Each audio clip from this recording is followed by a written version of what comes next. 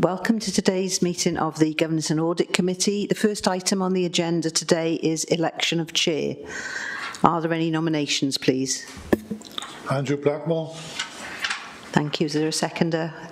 Lovely, thank you. Yep, yeah. Any other nominations, please?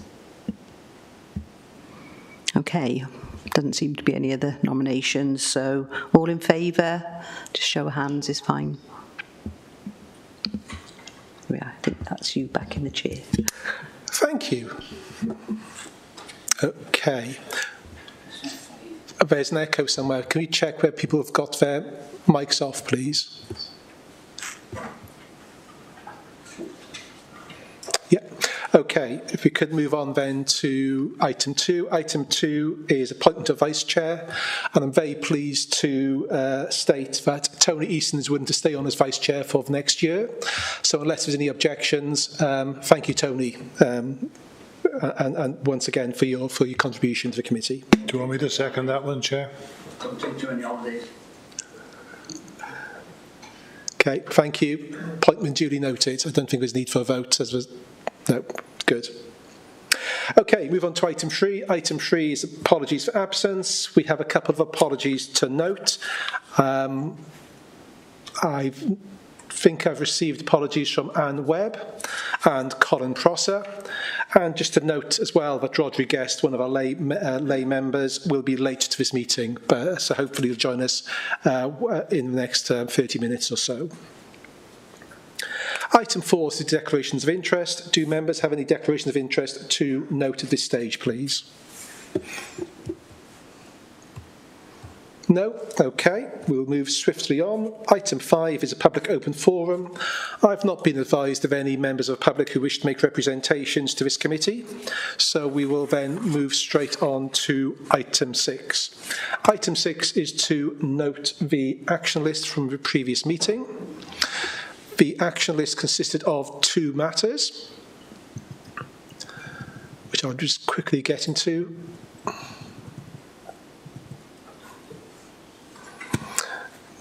Bear with me a moment.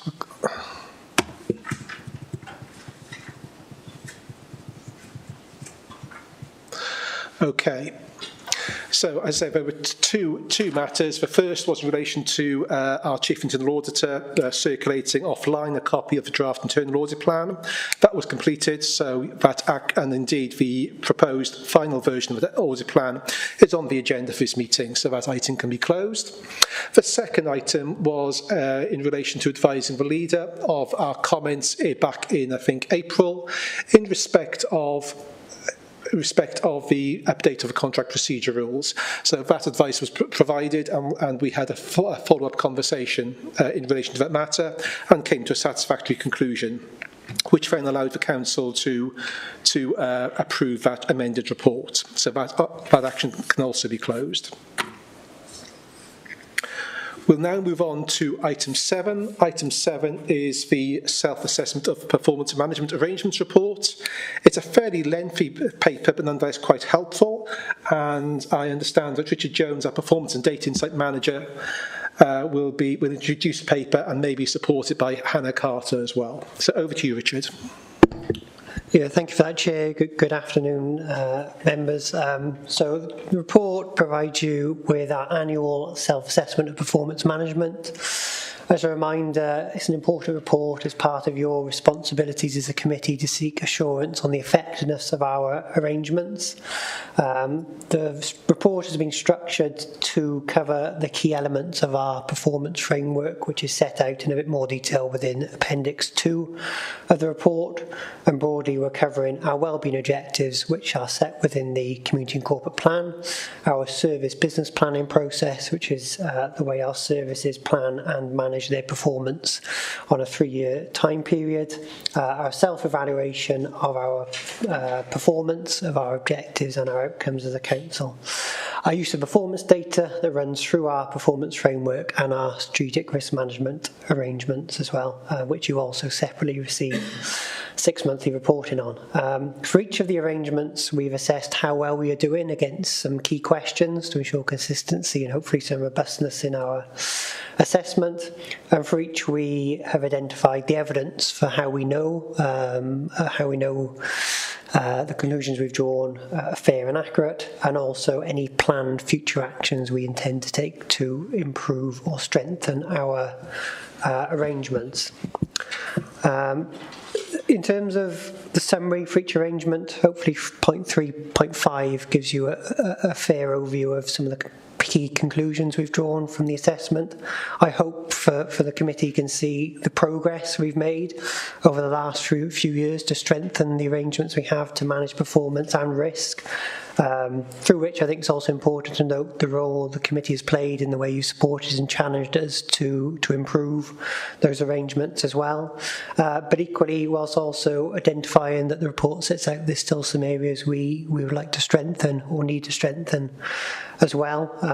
Some of the main actions which come up consistently, and there's probably two parts, but albeit related to those. The first one is around how we develop training on performance management and risk management for our colleagues, and that particularly will help us with the second part, which I think comes up, which is about ensuring consistency and application of the arrangements we have in place across a diverse number of diverse service areas such as a council. Ensuring consistency across them is important, but also it's challenging to us to make sure that we provide the appropriate support to those range of colleagues who would benefit from it. Also, I think it's probably worth highlighting in the last year we've had a few audit reviews, either from Internal Audit or Audit Wales, related to our performance management arrangements, and hopefully this provides again the committee with some assurance about their robustness and also some assurance about the conclusions we've drawn, where areas we still need to improve. As a reminder, we've had an Audit Wales review of our performance management arrangements. That found overall we have proper arrangements in place to manage performance and are proactive in identifying areas for improvement. Nonetheless, there were some recommendations there for us to further improve on. Some of the progress on those is outlined within this report and further in the next report from Hannah. We'll present to you on our progress with Audit Wales recommendations. And then also we've had an internal audit review of service business plan that again was given a reasonable assurance rating with some areas for improvement, which we've captured in more detail within the report. And just finally, to highlight that this assessment will also form part of our annual self-assessment report, where we have a duty to assess how our corporate planning, performance and risk management arrangements are supporting us to deliver our community and corporate plan objectives. So happy to take any questions, Chair, on the report and its contents. Okay, thank you, Richard. Yeah, we'll go to questions and comments. Phil, please. Thank you, Chair. Rich, I appreciate that in 3.5 you summarised what's gone on in the rest of the report, but it's an enormous report, and not only have you lost track of it by the time you get to the end of it, but you probably lost the will to live. That summary is useful, but I just wonder if some sort of, perhaps slightly expanded, but if we could get it onto Paul Matthews is always saying if you can get it on 2 sheets of A4, that's enough. And I just wonder about the length of the reports. But in 3.5, it very helpfully points out some of the inadequacies. And going back to when I used to look at the performance reports as part of my cabinet portfolio, they haven't improved very much. People still are very late putting their updates, the quarterly updates on. I just wondered if you felt that you were making any progress on that, or what steps were being made to try and ensure that we get some progress. In your introduction, you mentioned some of that, but but that one's been sticking for donkey's years now. So I think it's about time we did something about it. Perhaps Pete Davis would have something to say, because I always used to moan to him about it. So thank you for the feedback and the question. We're obviously very passionate about our performance management arrangements, and obviously want to give you assurance on the detail, but I'm happy to take feedback in terms of whether some of our workings, need to sit within this report and you would prefer the conclusions. That's something maybe, Chair, we can, take on board that feedback going forward, but equally we don't want to lose some of the evidence that sits behind it to give you that assurance, but taken on board the point about focusing on the outcomes. Secondly, around our service business planning process, I think we feel progress has been made in terms of timeliness, albeit not at the pace or level we would ideally like it to be. There's two processes we have in place that are key to try and ensure both timeliness and quality, and I think we shouldn't lose sight of quality as well as timeliness in this. So it's more work Hannah undertakes largely, but so Hannah, please add in anything further. But we've got a process to track quarterly timeliness of completion, and then we use those reports and share them with senior leadership colleagues and chief officers to hopefully follow up and support their service managers, heads of service, to complete those updates. And secondly, and perhaps more substantially on quality assurance, we have an annual quality assurance process where and I say we, it's mainly Hannah, undertakes a review of each of our service business plans against some of the key principles we have underpinning them, and provides, you'll be pleased to know, a one-page summary of feedback for managers to use to apply to improve their plans. Nonetheless, as the report identifies, we would ideally like further improvement in terms of timeliness, and we'd also like further improvements in terms of quality. I think the other point I mentioned around the training is probably our next key step in that, to make sure people fully understand and are supported to implement the requirements and adhere to the principles of service planning that underpin it. But as I said also in the introduction, we have across the authority 50 plus service plans covering a wide variety of different service areas. We each have a wide variety of different legislation, governance, etc. they're working within. So our process of service planning is trying to bring all that together and allow both a structured way of planning, but also allowing flexibility to allow different service areas to meet those needs. So within that flexibility also can sometimes come challenges in terms of compliance as well. But that's sort of the environment we're working in, and the next steps we're trying to take. But it is an ongoing area for improvement. Okay, thanks, Liz. Okay, any other questions or comments, please? So just maybe a comment for myself. So I do accept the report is quite long, but nonetheless it does include a number of very helpful and insightful comments about how the council as a whole is improving its performance. So it is very much a worthwhile and helpful sort of report for this committee. I suppose on reflection, Richard,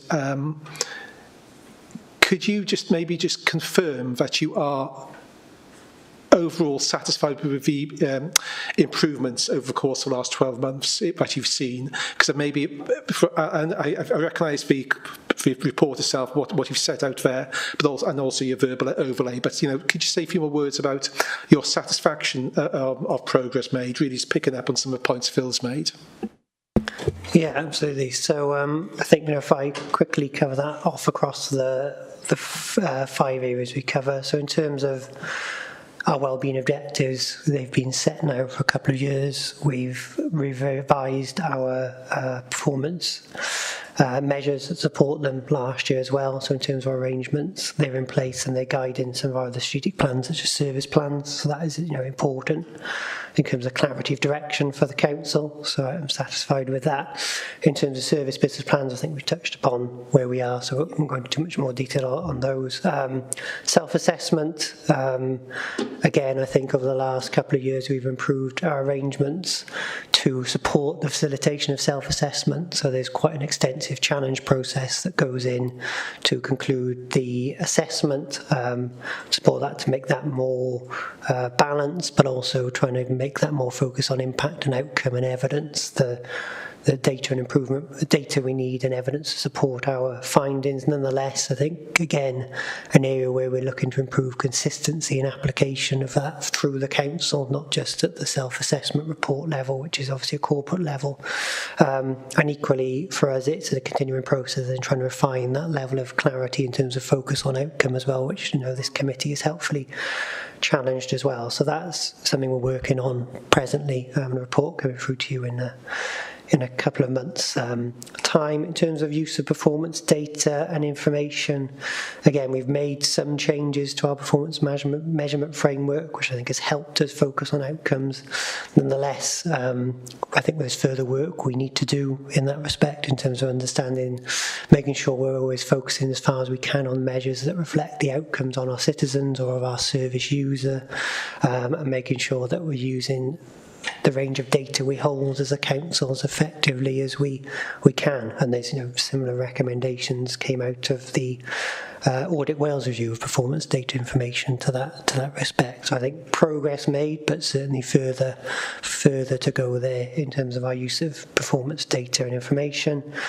Strategic risk management, again, a report 6 monthly comes this committee. I think we've revised the policy. We've implemented most of the requirements in the new policy now. There are a couple outstanding, one of which is Directorate Risk Registers, which we'll pick up in a bit more detail in the report to you next week as well, to ensure that application is consistent through and down into directorates. But again, we are seeing the benefits already of that policy strength and some of the challenging conversations we're having around risk with those responsible to understand how they're being mitigated. Are we then looking to target risk scores that are proportionate and appropriate as well? So some of that is starting to not just come into place in terms of arrangement, but also in supporting the strength in the practice. But again, with some further areas to progress. So hopefully, Jack gives a bit more detail of each of them, of where we are and the assurances I have and areas we need to improve. Thank you. And my final question then is, do you require any particular support or input from this committee to encourage further performance in the areas you've outlined? At this stage, I don't think so, Chair. I think the piece you've done to reinforce important risk management is important. I think we've already put in place feedback to make sure that Directorate Risk Register are in place, and obviously continued support of this committee of those would be helpful. And the conversation we've had on service business plans, again, that's an area we appreciate the committee raising as important to prioritise. So those would be the two which I think we've already kept. Thank you. In which case we'll move on to item 8. Item 8 is the Council Progress Report in respect of findings and recommendations made by our colleagues in Audit Wales. This paper is going to be introduced by Hannah Carter, Performance Analyst. So over to you, Hannah. Thanks, Chair. Afternoon, everyone. So I'm here today to present you with the Audit Wales Work Programme Council Progress Report update. So this provides you with an update on progress made against Audit Wales Work Programme up to May 2025. So the purpose is that the committee can assure itself of the progress of the Council's response. It's recommended that members scrutinise the Council's response to the Audit Wales Work Programme and seek assurance that adequate progress has been made. Members may also refer issues contained within any national studies to relevant committees where they feel those recommendations and findings may be relevant to that committee. So the report is made up of two main parts. In Appendix 1 you'll find progress made against existing proposals for improvement, and these are the local reports. So these recommendations are specific to Monmouthshire. The recommendations that require further attention are marked as open, and as I mentioned, you can find these in Appendix 1. So this is made up of 5 total reports. 3 what you will have seen as part of the report that was brought to you last time, so these should be fairly familiar to you, and then 2 additional reports that have been published since the last time this report was brought to you. So one in terms of financial sustainability, and then one on performance management, which was the report referenced in the previous report that Richard has talked you through. And then in Appendix 2, you will find any national studies that have been published since the last time this report was brought to you. And so as part of this report, there is only one national study, and this was a regional study done on the Gwent Health region. And just to note here on this one, the response is a regional response, and so not necessarily coming from Monmouthshire, but a joint regional response across the Gwent region, and that can be found within that report published on the Audit Wales website if you choose to look in more detail. And this report has been seen by People Committee as well. Hopefully that gives you a brief overview of the report, but also happy to take any questions you may have. Okay, thank you, Hannah. So questions or comments, please? It's just a thought, Chair, but as this is a report related to our arrangements with Audit Wales, I wondered whether our colleagues in Audit Wales had any comments on the report that Hannah's just given us. Okay, fair comment. Charlotte, Steve, do you want to make any comment on what you've heard in terms of the progress updates that the council has made over the course of last period? Yeah, thanks, Chair. I'll come in there. Yeah, just to let you know our arrangements for this. So when we issue a report with recommendations, we ask the council to complete a management response form, and then we sort of sign off their response to the recommendations, really, and then we periodically review progress against those. So we've included in our 25-26 work programme to do a review of follow-up work. So we will pick a particular report to follow up on in terms of how the council has responded to those recommendations, but we'll also be reviewing the council's arrangements for tracking and monitoring the progress. So yeah, we'll be looking at this process in more detail, but in terms of what's in this one, I've had a quick read through and no particular concerns, but as I say, we'll be picking this up over the next few months in terms of the piece of work we'll be doing. Okay, thank you for that. Phil, did you want to come back? I was just going to say that's pleasing, because having read the report, the conclusion I came to, but it's nice to hear it from there. I agree. It does paint a very positive picture, and I don't sort of underestimate the amount of work that's gone on to address these recommendations. Any final questions or comments before we move on, please? No, I think we're done. Thank you, Hannah. So let's move on then to item 10. Item 10 is the Audit Wales annual audit plan for this financial year. And I think this will be a double act between Steve Wyndham and Charlotte Owen. So initially I'll hand over to Steve and to go from there. Over to you, Steve. Okay, thank you, Chair. And this is indeed a double act. So I'll be covering the financial audit aspects and some other general points, and Charlotte will be picking up some of the performance audit areas. Just to clarify, we've got 2 papers in the pack. I was briefly going to refer to the update paper too. Is that satisfactory? Yeah, of course, yes. Okay. I'll do that first, if I may. And very short. It's a very brief paper. But I just, from a financial audit perspective, I just want to bring you up to speed really in terms of the comment in there in regard to the progress in our 23-24 grant certification work. The comment is made in there that we hoped to complete our housing benefit certification work for 23-24 in May. We were on track to complete that, but sadly, we identified quite a small issue late in the day, but it did require some extended testing. Now that extended testing is continuing, which sadly has meant obviously we couldn't certify in May, but we hope to certify later this month. I don't expect this to be a significant issue, but we still need to follow due process and the matter's ongoing. So, but I'll give an update at a later committee. The one on the 12th of June is probably too soon, but I will update you eventually in regard to the progress on that. That's all I wish to say on the update paper, but I'll probably remiss of me not to give Charlotte the opportunity to comment too. Thanks, Steve. Yeah, there's a couple of items to update you on because the paper was the decision at the end of March. So just to bring you up to speed, the annual audit summary, which was being drafted, that's now been issued, and I think that's coming to next week's committee meeting. And the thematic review on commissioning, that has moved on slightly. The report has now been drafted, and I believe that that is being issued this week if it hasn't already come to you this morning. The local project on counter-fraud arrangements, this says that the fieldwork's been completed. The report has been cleared and issued as final, and that's also going to come to the committee to next week's meeting. And I think that, yeah, that's everything that's changed from what's written in this update.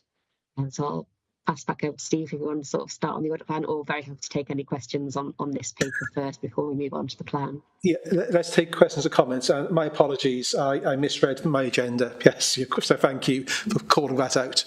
So questions or comments on what you've heard so far? No, it all looks uncontentious. Yeah, okay. In which case, let's move on to item 10, which is the Audit Wales annual audit plan, please. Back to you, Steve. Thank you very much, Chair. Yeah, the annual audit plan. I'm sure this is something in terms of structure and content you're all fairly familiar with or very familiar with.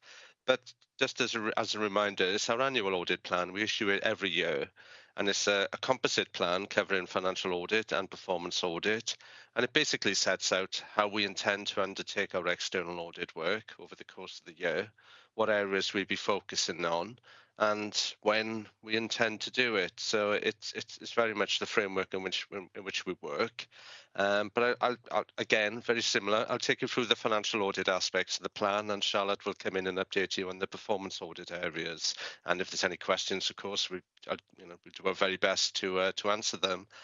But kicking off then, in terms of the financial audit areas, page 6 sets out the scope of that financial audit work. It's probably useful just to focus on the context of this work a little bit, just as a reminder. But the largest chunk of which is obviously the audit of the council's accounts, which we're about to start in next month.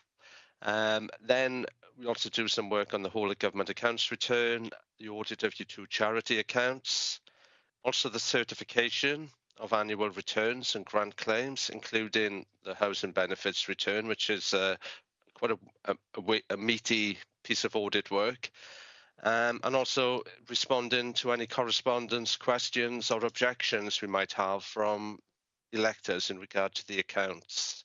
So that's basically the scope of the financial audit work, which is set out on page 6. Page 7 of the plan then sets out the materiality levels we work into. And as a reminder, materiality is the threshold, is probably the best way to describe it, in terms of which we consider something to be sufficiently significant that might affect our opinion on the accounts, whether something's qualified or unqualified. For example, if we're talking about something of that magnitude. Anyway, the value here is some £3.7 million. But we will review that on receipt of the draft accounts. That's our planning materiality level, but it's always something we review through the audit process.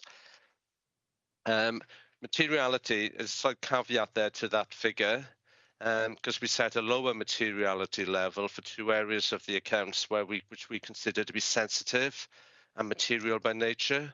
And for the council and for many of our audited bodies, particularly in the public sector, these are focused on 2 areas. The remuneration of senior staff, which we set a level of £5,000 in terms of materiality, And secondly, in terms of the related party transaction disclosures, £10,000. But that's only in relation to interests of individuals, not corporate interests. So, for instance, corporate interests might be the Welsh Government because they give you funding, but an individual interest would be something unique, if you like, to an individual member or a senior member of staff. Page 8 of the plan, quite an important area really for our work, because this details those risks to our financial audit work, and therefore they're going to be the key areas of our focus. Obviously, we audit the whole range of the accounts with a particular focus on materiality, which I just alluded to, but there are 7 areas which we've highlighted in the report here, which we have identified as being risk areas, which are therefore going to attract greater focus by us. The first of which there is management override.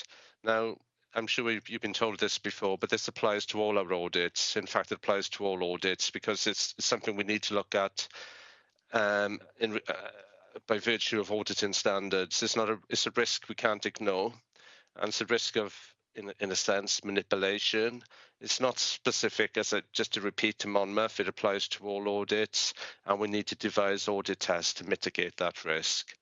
But then there's 6 other risks which are unique, I guess, to Monmouth. But again, you will find them in common with many other local government sets of accounts. The first of which there is the pension fund accounting.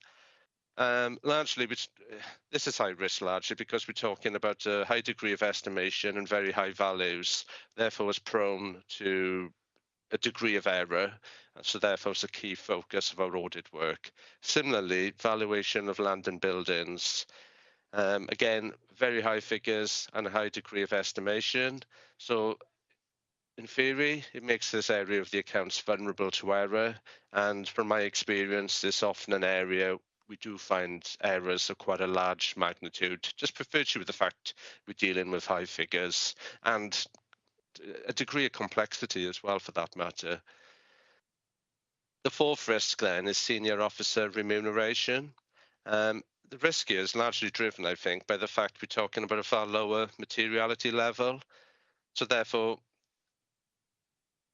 there's a greater degree of risk of error, if you can follow what I'm trying to say. So the disclosures here will be subject to some detailed audit work to make sure they're complete and accurate. The fifth risk then, which we detailed within the plan in terms of our financial audit work, is the new accounting standard, which has come into play this year across the local government sector, and that's in regard to lease accounting.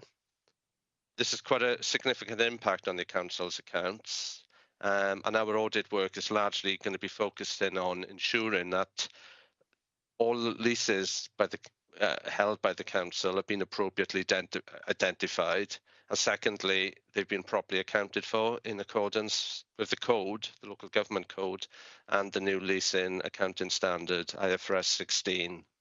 I'm sure you'll hear a lot about IFRS 16 as we progress through the audit over the next few months.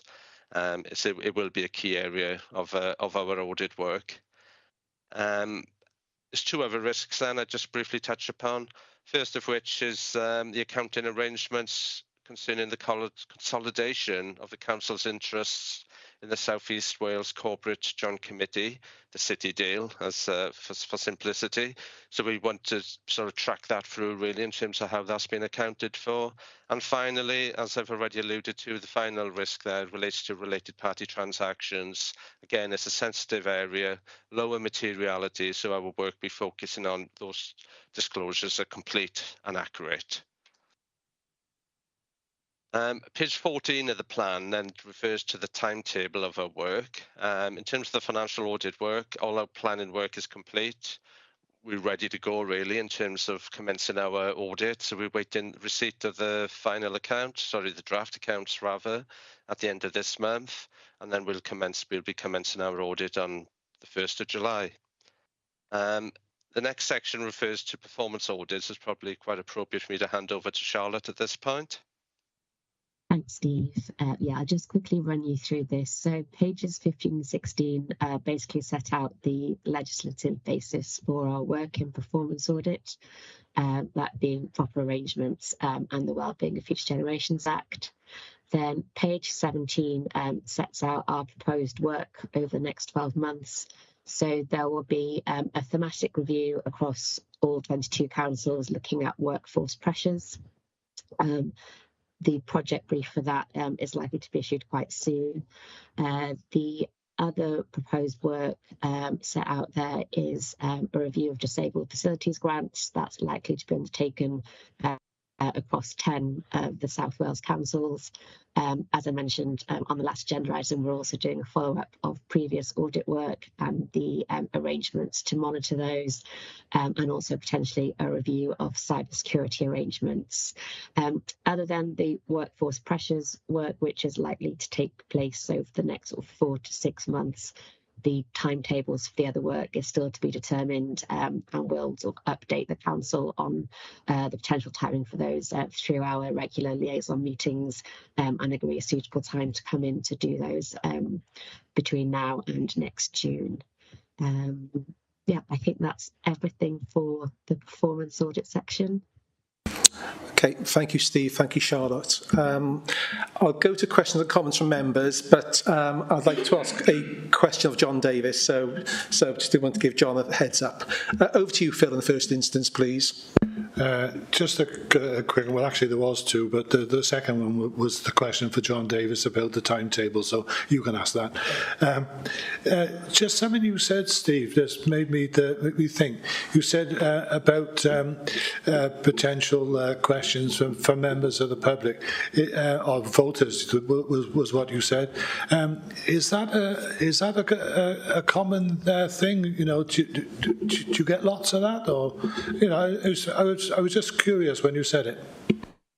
It's very variable. I got to be honest. It's hard to predict, as you can imagine. I wouldn't say it's common, but it wouldn't be uncommon to have a handful of items of correspondence throughout the year. Some of which it doesn't necessarily mean we'll deal with them all, because some of them are outside of scope, or they're not material, or they're not appropriate for us.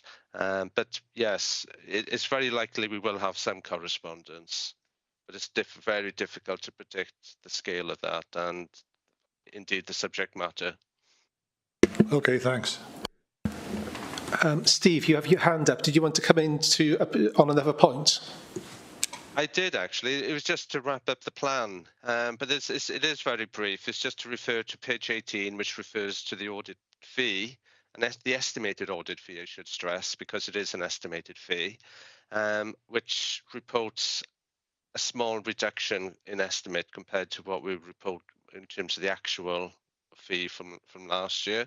It's very small, so we're talking about a £4,000 reduction, but still, nevertheless, given interest rate, inflation, etc., the real terms reduction is slightly more than that.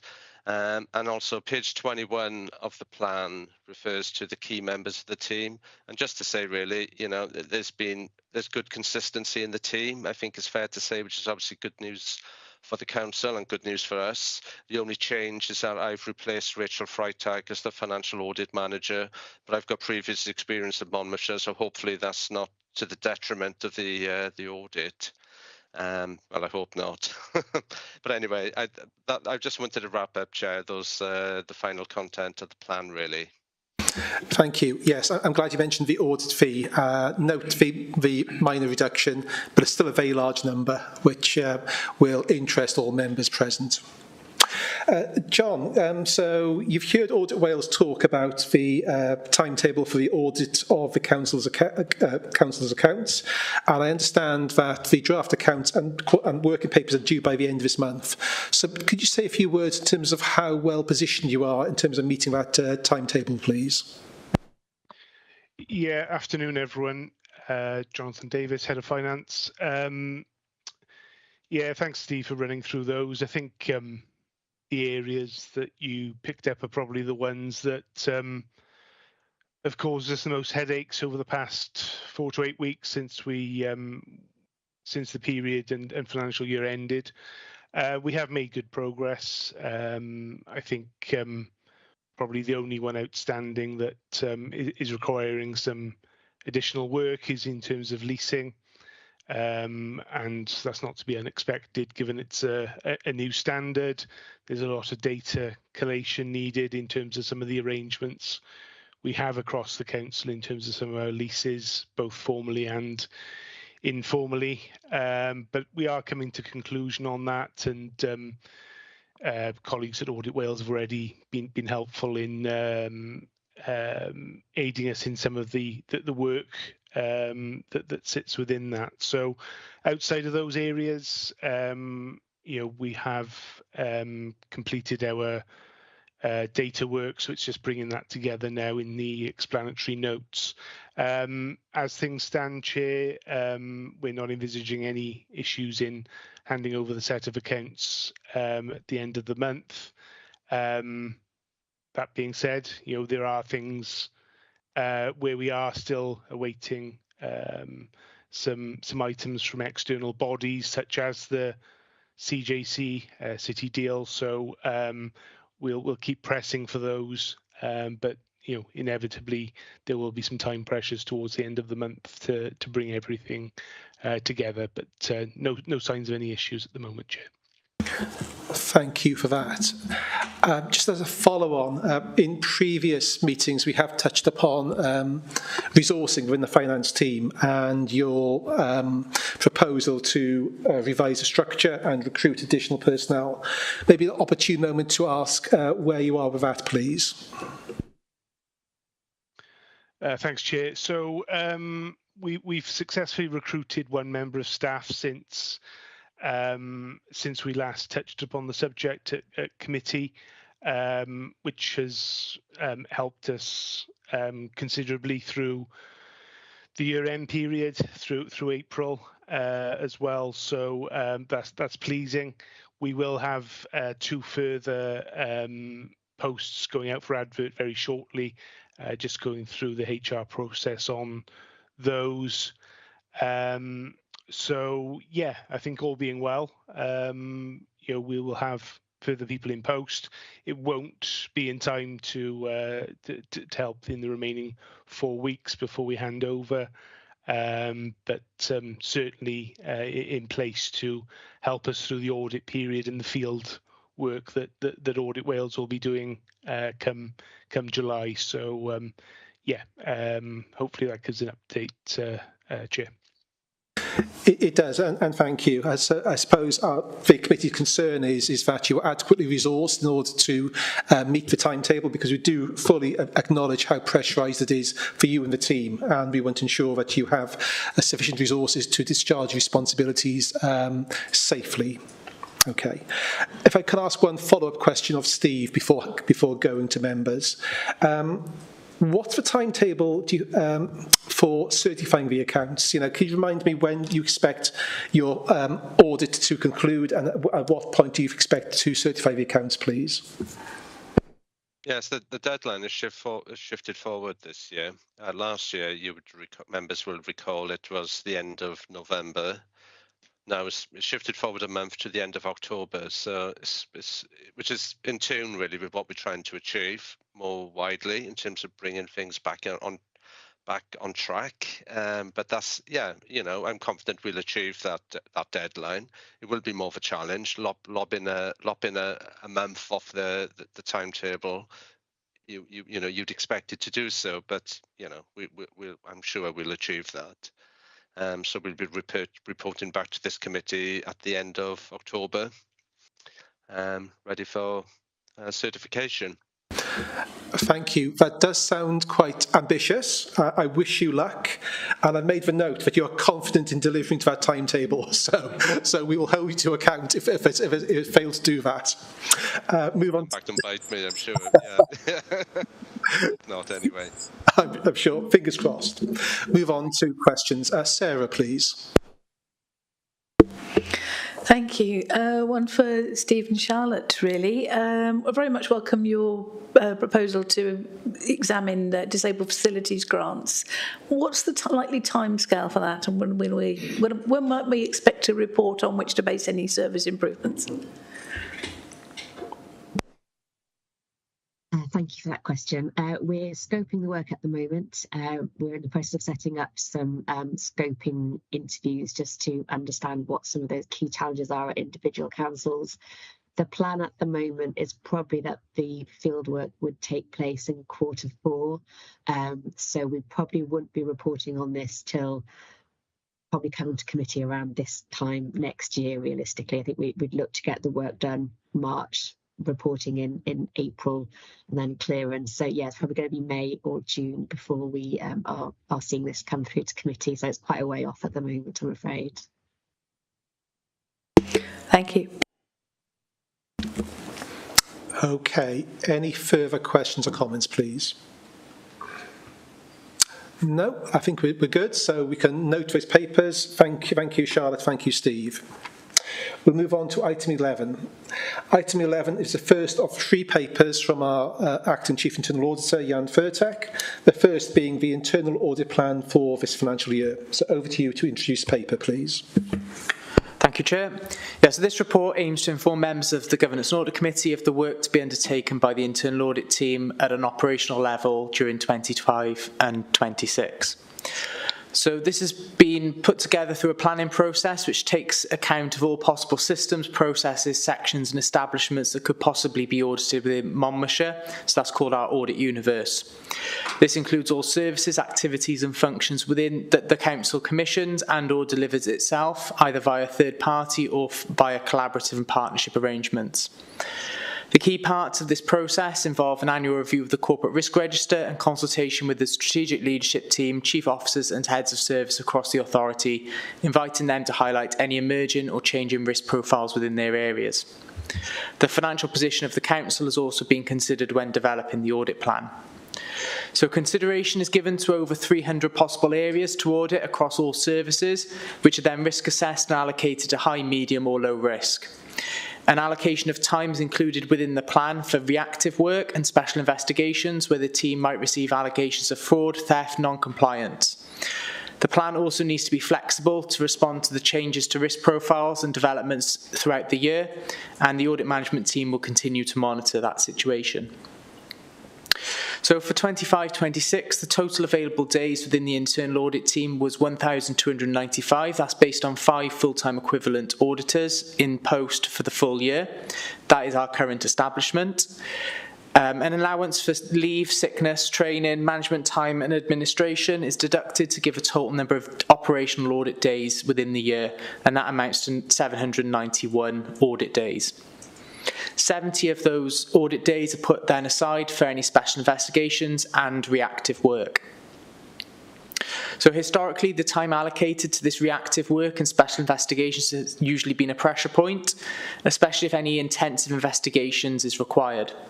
This may impact on the resource available to complete the audit plan and therefore meet the team's performance target. This year, this will be mitigated by the introduction of a counter-fraud officer whose time has not been included within those calculations.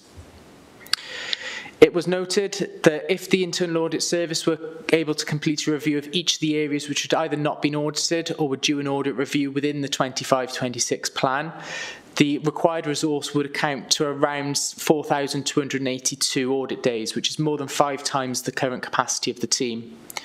Therefore, the audit plan has had to be risk assessed and prioritised to match our resources. A copy of the proposed audit plan is included as Appendix 2, and it's my opinion as the Acting Chief Internal Auditor that this will provide sufficient audit work and coverage to provide an informed end-of-year opinion in accordance with the global internal audit standards. A copy of the draft audit plan was due to be presented originally to the 13th of March Governance and Audit Committee. However, as that meeting was cancelled, a copy of the draft plan was emailed to members to provide an opportunity to comment and to provide their requests. These have been taken into account when devising the final version of the plan. So the changes between that original draft plan and this final version is the addition of an audit of the Evolve trips and visits system which is used by schools following some concerns being raised. An addition of markets, Monmouthshire Leisure Centre and the My Mates service, which were all work in progress at year end that we didn't quite get over the line as part of last year's plan. And the addition of a pupil referral service follow-up review following an unfavourable audit opinion being issued. It's worth noting that 2 further unfavourable opinions were also issued during Q4 of the 24-25 year. These reviews have not been included in the 25-26 plan, as those reports are yet to be finalised, and it's reasonably believed that the actions required would not have sufficient time to be embedded within the current year. So those reviews are supply teachers, procurement, and communities and place contract management. The detail regarding those 2 reports and the pupil referral service will be provided to committee during my internal audit annual report, due to be considered next week. So this internal audit plan may change as the year progresses, especially if the risk profile of any audit work changes. It's intended for the plan to remain fluid and be dependent on any new priorities or emerging risks to the Council. So therefore the plan will be reviewed by myself quarterly and discussed with the Deputy Chief Executive and Chief Officer for Resources, and also the Chair of the Governance and Audit Committee as and when necessary. Any significant change to the agreed plan will be brought back to the committee for further approval. So consideration has been given to the appropriate level of resources for internal audit at Monmouthshire County Council. The current establishment of 5 audit staffs remains just about adequate for the current level of assessed risk as outlined within the report. Obviously, a greater audit resource could provide greater assurance to management and allow the section to be even more responsive to the changing priorities and risk profiles throughout the year. We could also look to review some of the areas which haven't yet been touched upon by internal audit. However, any planned absences, such as long-term sickness, secondments or prolonged investigations, would significantly impact on the audit plan, as cover is limited. It's also worth noting there's been an increase in the past 2 years of unfavourable audit opinions being issued, and in January this year we recruited into a new counter-fraud officer position. We need to monitor the impact of both of these areas and the impact that they have on the team, and further detail will be provided in the annual report next week. So it's my recommendation that the Governance and Audit Committee reviews, comments on and approves the internal audit plan for 25-26. Happy to answer any questions. Thank you for that. Quite a bit of material then to consider. So questions and comments, we'll go to Phil in the first instance, please. Thank you, Chair, and you touched on this, Jan, in your summary, but it's striking that there are a very considerable number of categories here that have never had an audit, well, it says never. And they're pretty well all down for, yes, an audit is required. How are you going to achieve that with the lack of resources that you've got? It's basically that we just have to manage that risk. So as part of the risk assessment that we do as the internal audit team and the internal audit management team, when we pull together the plan, we consider all the areas. Some of those that haven't been audited before will be classed as more riskier than others. Some might be considered as low risk. So we might take that risk and might move forward and say, actually, we don't need to audit that area. It doesn't drop off our audit universe. It still remains an area that we have to consider because the risk could change over time. Obviously, we'd look to anything that would come up as a higher risk area. We would then look to audit over the next 2 to 3 year period to make sure we've got that sufficient coverage. And obviously leaning into conversations with SLT, with Governance and Audit Committee members, heads of service, to ensure that the coverage across their areas is appropriate as well. Okay, just one quick follow-up, Chair. Are you happy that you're getting cooperation from all departments now, or is there a certain amount of kicking that is required? Yeah, I think over the past year, 2 years, the level of cooperation with service areas has definitely improved. There's still some areas we need to gently persuade, but that's the nature of the beast within internal audit sometimes. But no, generally, heads of service, chief officers are all fully engaged within the internal audit process, and we have quite open and frank conversations with each other about the emerging risks. And I think chief officers are becoming more willing to come to us at an early stage when they think something might be wrong, rather than waiting for the proverbial to hit the fan, should we say. That's good to hear. Thank you, Chair. Thank you. Tony, please. Thank you, Chair. I was going to ask the same question as Phil, but on it, as you've given the answer, would it be better to identify ones that you never need to follow through, as opposed to the ones you might have to follow through? Like, for example, Peter Byer, the Chair's office, never been identified as needing being done, but would that need to be done in the future? Is it better to split them off so we understand the ones which never need to be done? I suppose the question is, you never know. It needs to remain on there because that is our audit universe. That is all the areas that we could look at. You never know. The Chair's office, there might be concerns about fraud, theft and bribery in that area in the future, and then we might have to audit it. So we can't say that it would just drop off our internal audit universe. It's something that we have to consider. That's not to say that area is going to be any more than a low, medium risk in the future. It depends on budgets, depends on a lot of factors as well that all gets put into that risk assessment. But it does give an impression that there's a lot of stuff slipping through the net which need to be done, that's all. Yeah, and I can appreciate that, but that's just the nature of how we have to work it.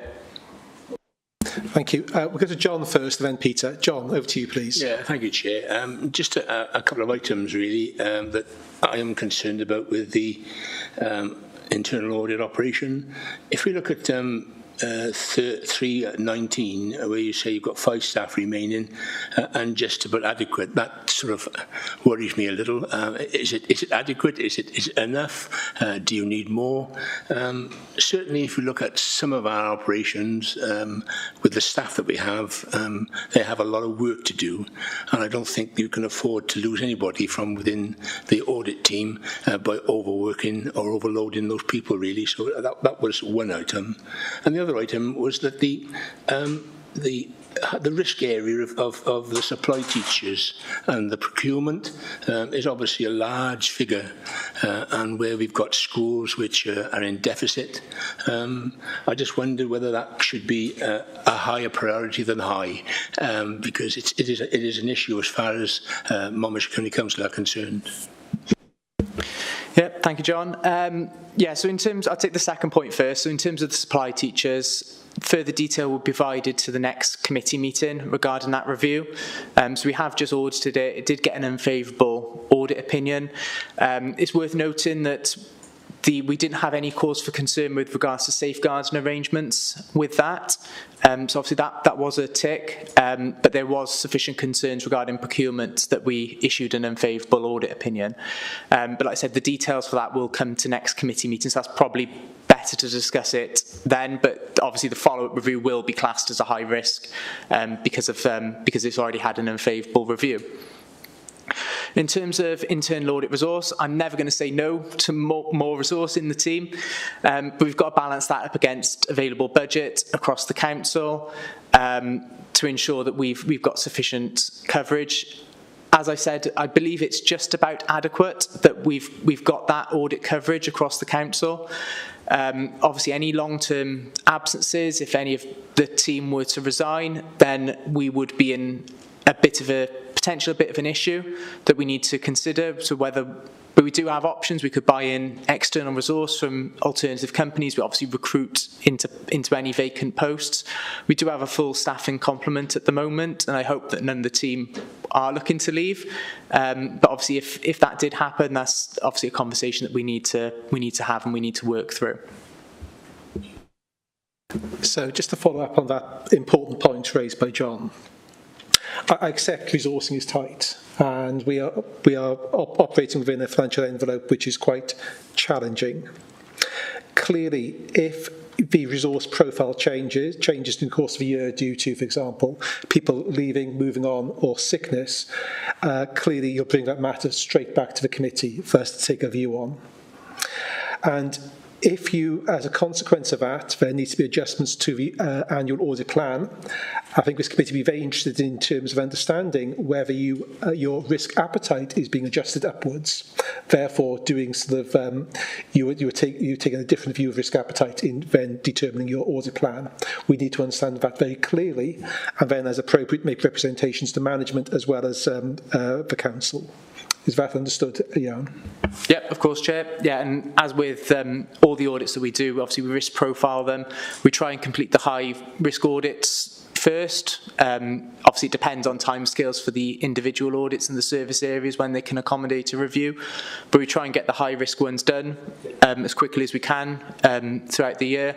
And then, so if there is any unforeseen circumstances later on in the year, we've got the majority of the high risk ones done early doors. But yeah, obviously I'll bring it back to committee through quarterly reports if there are any issues. Yeah, that's a sensible sort of plan, thank you. We'll go to Pete Strong next, please. Thank you, Chair. I will ignore the points about the Chair's office. I can wait for another year, perhaps. But I did want to raise a point following on from what Councillor Murphy and Councillor Easton raised about things that are on the list as never being audited. And two that struck me were the frailty service and respite care. Would it be the case that when you're, because I mean those are quite key, because if they fall short of what they need to do, we could end up with people going into care with very significant financial consequences for the council. But would it be the case that when you do your risk assessment, you take into account that they would presumably be inspected by an outside body anyway, Care Inspectorate Wales, I assume, and therefore you sort of have a sense that they're sort of safe in their hands, and therefore the risk isn't so great? Yes, exactly. So yeah, certain areas will be inspected by CIW, and also we've got partnerships with the Nibevern University Health Board, so they would take on certain aspects, especially in the frailty area, so we can use that and provide some assurance that we have got some coverage across those areas. It's not to say that it isn't on the risk radar and isn't a priority. Obviously we've got to liaise with the Chief Officer and the Strategic Director for Social Care. I think it's quite evident throughout the report that if we audited everything that we want to do this year, we'd need more resource. But it's balancing that, like the Chair said, about the financial envelope and making sure that we provide a good quality service and sufficient coverage, not just concentrating on one particular area. I could spend my entire team's time on social care, to be honest. I could spend the entire team's time on education and young people. We just got to find that balance across the whole council, which is obviously always a difficult thing to do, because it's quite emotive for certain areas, but we've got to take that by unbiased review as well. Sarah, please. Thank you. Obviously, it's of vital importance that we have an adequately resourced audit team to demonstrate good value to the public and manage risk, and that's intrinsically important. But I'm also wondering, it seems to me very much an invest to save proposition as well, and I'm wondering whether you can identify areas where the audit team in your audits have perhaps at some point future time areas where that has resulted in either cost saving or efficiency gains for the authority. Yeah, it's something that I've done in the past. It's very subjective over saying we have saved X amount. It's something that we can potentially look at doing, but like I said, it is very subjective, and it sometimes leads to more disagreements with managers of saying we have saved you X amount than actually the overall issue that we're trying to address. We're getting more arguments over a monetary figure we put on something than the actual lack of control in the first place. So we're trying to, we've got to balance all that out as well, but that's something that we can look to do. Okay, thank you. So we've been asked to comment on the audit plan and then, as appropriate, approve it. I think we can comfortably say, based on the detailed discussions we've had, we are comfortable with the audit plan as set out, and this committee duly approves it. Let's then move on to item 12. Item 12 is a paper on the implementation of internal audit agreed recommendations. So back to you, Jan. Thank you, Chair. So a requirement of the public sector internal audit standards and moving forward the global internal audit standards is to monitor and ensure management actions and our recommendations have been effectively implemented, or that senior management have accepted any risk of not taking appropriate action. So as part of the internal audit plan for 24-25, follow-up work was undertaken to ensure all audit reports issued during the previous financial year were revisited and the status of each recommendation confirmed. This follow-up work was completed during January and February 25 and excluded those reviews which had previously been issued with an unfavourable audit opinion. This is due to where unfavourable opinions are being formally followed up as part of a separate process. The outcome of those formal follow-up reviews are reported into Governance and Audit Committee separately. So our approach to completing the follow-up exercise was based around the fact that all audit recommendations and associated action plans are for managers to implement and within their agreed timescales. The most effective use of our resource was to contact managers to complete a self-assessment, providing details with regards to the progress made. We then review the responses received and provide assurance to both senior management and Governance and Audit Committee that appropriate action has been taken. And we also reserve the right to do testing where we feel is necessary. So for this exercise, no specific audit testing was undertaken and reliance has been placed on operational managers providing a fair and true appraisal of the progress they have made to date. Albeit on a couple of occasions we did challenge. Internal Audit have previously been working with the Digital Design and Innovation team to create an internal audit recommendation tracker app. However, due to staff and resource within the team, the digital team, and the departure of the officer leading on the project, the implementation of that has been postponed.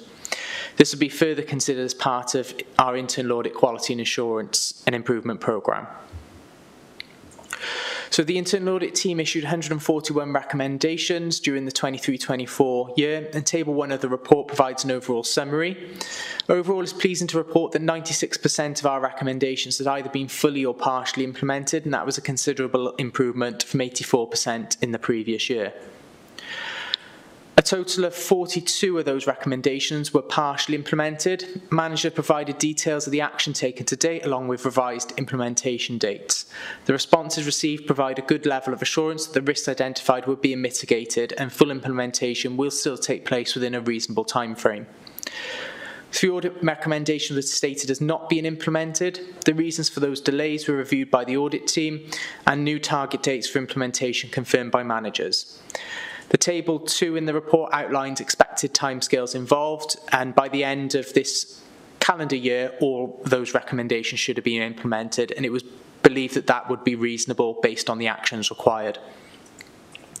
There were 3 recommendations being noted as no longer relevant. Again, the reasons for that was reviewed and considered appropriate given a change in control environment.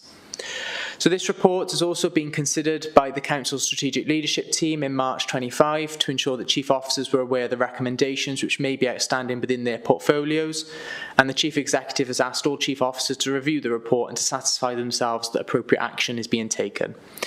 So I recommend to Audit Committee that they note this report and the actions taken by operational managers and to have a report in 12 months' time. Okay, thank you once again. Let's go to members for questions or comments, please. No? Okay, nothing at all. I think that's understandable given the very positive picture set out in this paper. And as you say, 96% of recommendations either fully or partially implemented during the period, I think is a very, very good sort of situation, and really sort of, I suppose, demonstrates how rigorously you and managers, operational managers, treat audit findings. So very positive.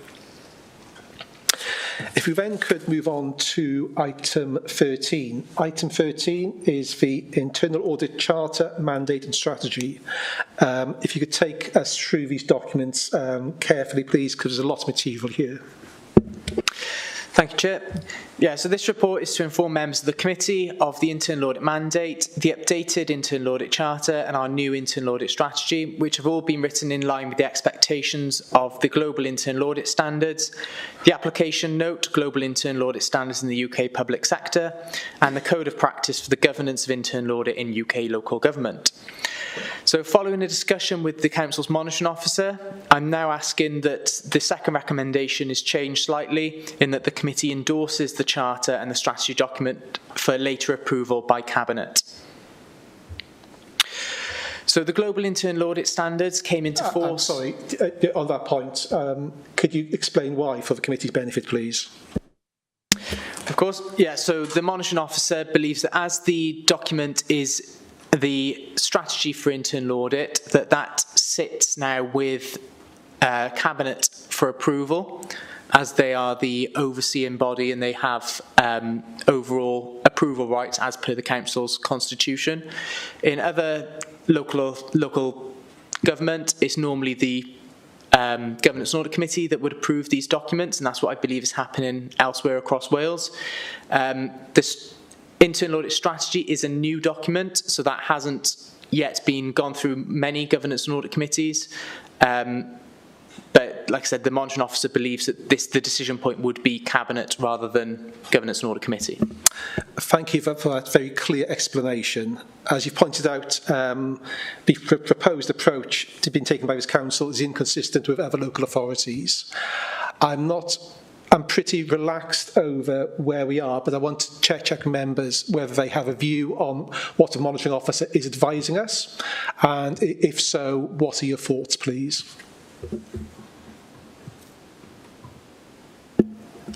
Please, Phil. I think I understand why he's saying that. I can't say I entirely agree with it. I think it was perfectly right for it to stay with this committee. But I do understand why you said it. I just don't think it's necessary. Okay, I agree. I don't think it's proportionate given the content of the strategy document, but at this stage, well, let's have a discussion. Let's look at the documents, see if we are content or not, and then, as appropriate, either approve it ourselves or make a recommendation to Cabinet. But back to you, Jan. Thank you, Chair. So the global internal audit standards, they came into force in January this year with an agreement that the UK public sector implementation would be from April 25. So these replace the previous standards, which are the public sector internal audit standards that have been followed by internal audit teams across the UK public sector since April 2013. So these documents, so the internal audit charter, the internal audit mandate, the internal audit strategy and methodology statement, they all interlink between each other. So the mandate sets out the requirements for why we have an internal audit function. The strategy is how we want to complete our work, and the charter gives us our authority to complete the reviews and gives our commitment to the council and how we work. The methodology statements sit as internal documents for the internal audit team for how we complete our audit reviews in accordance with the three other documents. So first of all, the internal audit mandate. So a professional, independent and objective audit service is one of the key elements of good governance in local government. So the Council's internal audit team will adhere to the applicable standards, the global internal audit standards, the application note and the code of practice. And through compliance with these standards, all members of the section will adhere to the ethics and professionalism requirements set within.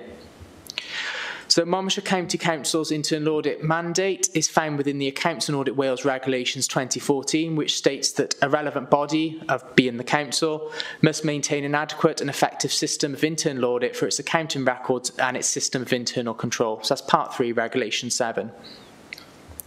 The Council's financial procedure rules contained within our Constitution sets the key controls for internal audit within the Council and the responsibilities of the Council's Section 1541 officer to maintain a continuous and independent internal audit of the authority's accounting, financial and other operations.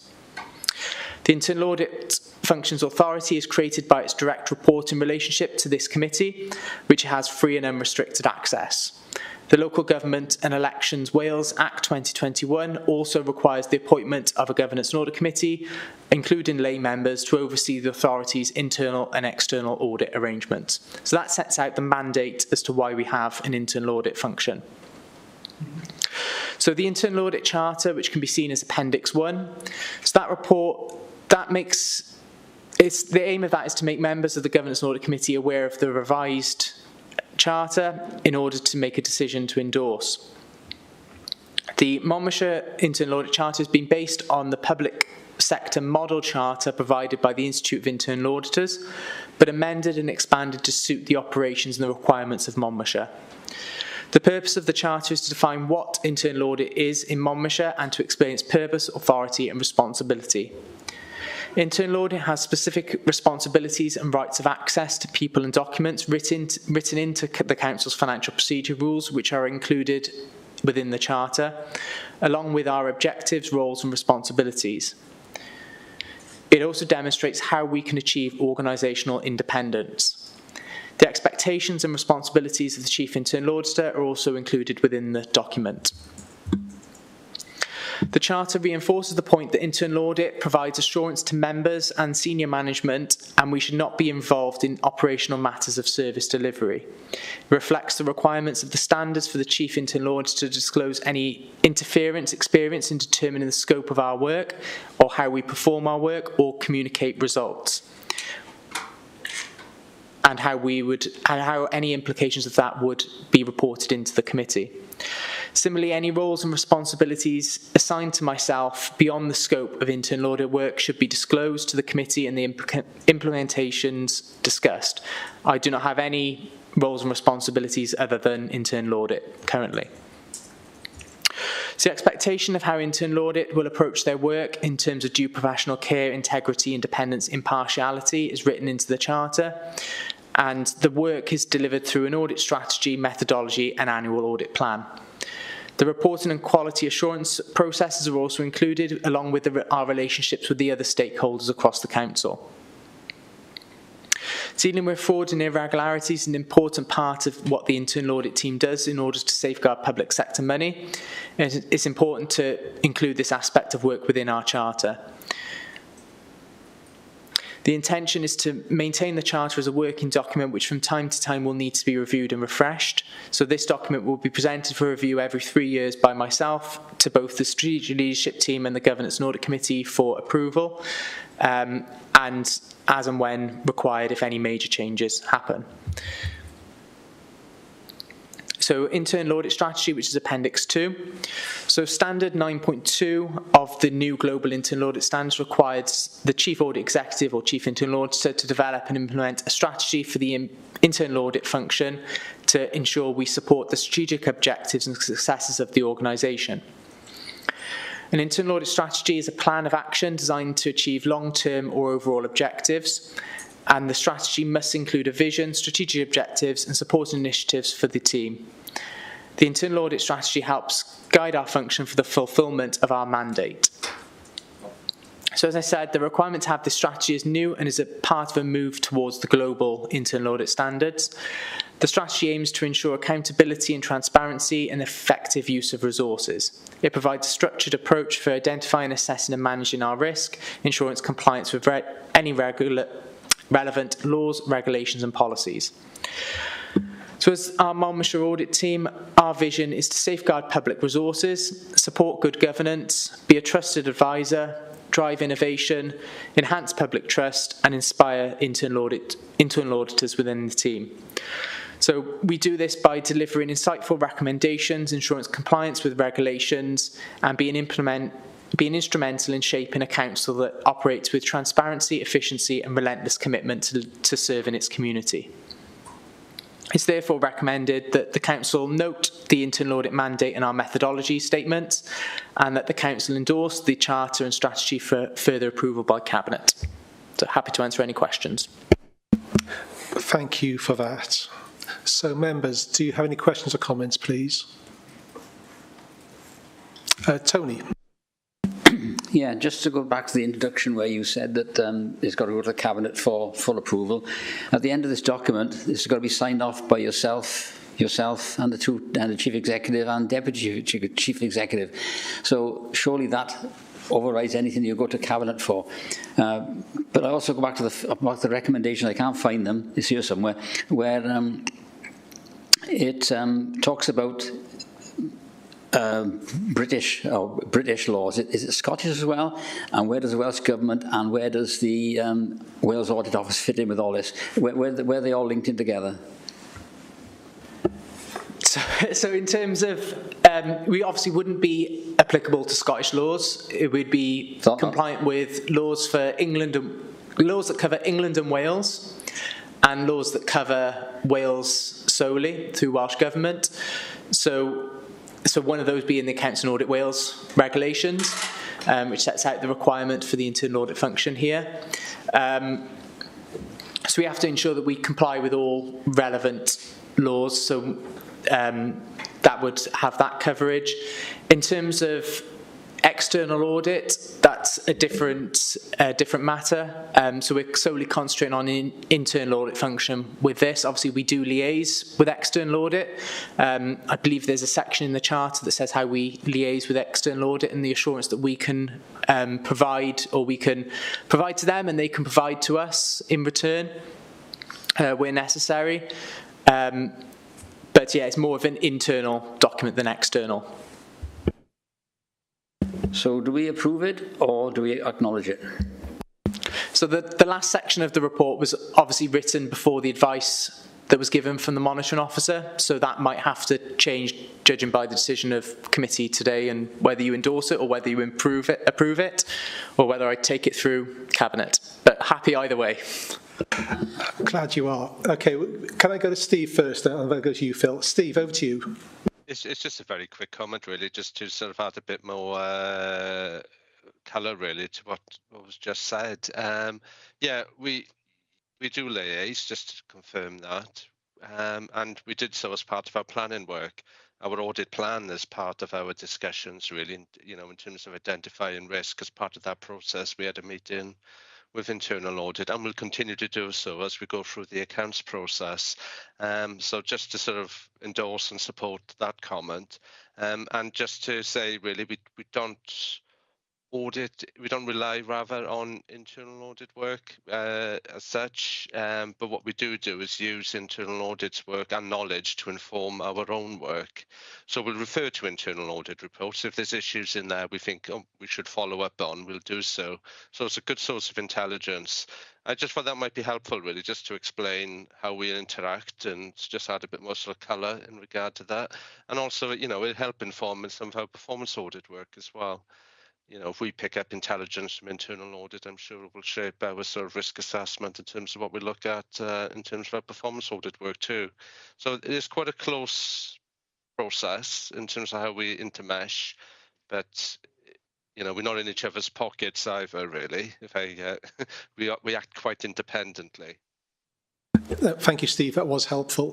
Phil, I'm tempted to ask the monitoring officer to come and explain to us why, because at the last council meeting there was a challenge to a part of the constitution and was found to be wanting. So I think possibly endorsing it is required now, but I would like to hear from the monitoring officer as to why he thinks we shouldn't do it. Yes. I wasn't going to mention it, but in respect to the Constitution, it was agreed by Council last year that this committee would review any proposed changes to the Constitution. That didn't happen this year, which I'm disappointed over. So I do think there's some merit in asking to seek monitoring officers' advice. I also note as well that this meeting was postponed from, I think, 1st of May. So there's been over 4 weeks to look at this advice and to take action. So I don't think it's reasonable to be in a position on the day to be given this advice. So I think based on that and subject to any contrary views, this committee is minded to approve the documents in front of us, not endorse. Okay. Just on moving on to the strategy document, and just a question from me under paragraph 4, governance and oversight. So you set out the role played by senior management and this committee. I'm particularly interested in terms of point A, providing oversight and direction to the internal audit function, as well as the other points, Jan. Is this committee fulfilling its objectives in relation to providing you with the necessary oversight, direction and support? If not, what else do we need to do to support you? Thank you, Chair. Yeah, so I think the committee is providing good governance and oversight and supporting the internal audit function. Obviously, we've got processes in place now that I deliver quarterly reports into the committee. Obviously, we've questioned on those. We've considered over the past year calling in managers and calling in heads of service and head teachers to committee meetings to explain why there might have been unfavourable opinions. So I believe there has been a good level of oversight and discussions during committee meetings. There's nothing off the top of my head that I can think that we can do anything different, but happy to speak about it offline, especially based on members being on any other audit committees across Wales as well, and the things that they may do differently. Okay, good. Okay, to conclude this item, we approve all those documents as set out in the original cover paper. And may I say thank you, Jan, for the papers, really helpful, very, very comprehensive, and of very high quality, as we've come to expect, so well done. Item 14 is a forward work plan. I'm content with the content of that, but happy to take any questions or comments. Item 15 is for us to approve minutes of previous meeting. Minutes were excellent as always, Wendy, so I'm going to say the committee approves unless anyone objects. And then to note the date of the next meeting. They do come round awfully quickly, next Thursday at 2 p.m. Yeah, that quickly. Okay, thank you one and all, and this concludes the meeting. Thank you. Thank you, Chair. Thank you, Chair.